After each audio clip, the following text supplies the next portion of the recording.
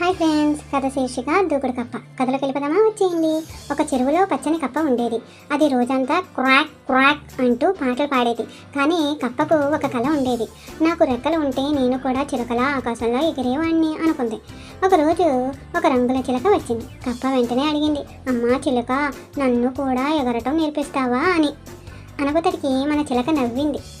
నవ్వుతూ చెప్పింది, నీకెందుకు రెక్కలు? నీ దగ్గర ఒక అద్భుత బలం ఉంది, అది నీకు తెలియట్లేదంటే. అప్పుడు కప్ప అడిగింది, ఏంటది? అది నువ్వు దూకుతావు చూడు, అది.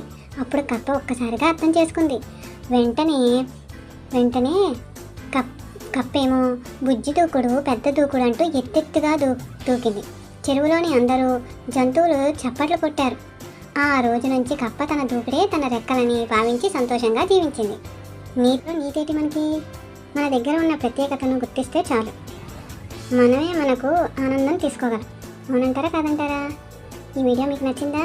Please like, share, subscribe, visit my channel. Thank you. కథలెన్నో చెప్తాను, కవితల్లో రాస్తానంటూ మన ఎలుక పాట పాడుతుంది, కానీ భయం ఎక్కువ. కథ శీర్షిక బుజ్జి ఎలుక ధైర్యం గురించి వెళ్ళిపోదామా? కథలోకి వచ్చేయండి. ఒకసారి ఒక పల్లెలో చిన్న బుజ్జి ఎలుక ఉండేది. అది ఎప్పుడూ భయపడుతూ ఉండేది. పిల్లి చూసినా, కుక్క చూసినా, కింద పడిపోయిన ఆకు కూడా కదిలినా వెంటనే గుహలోకి దాక్కునేది.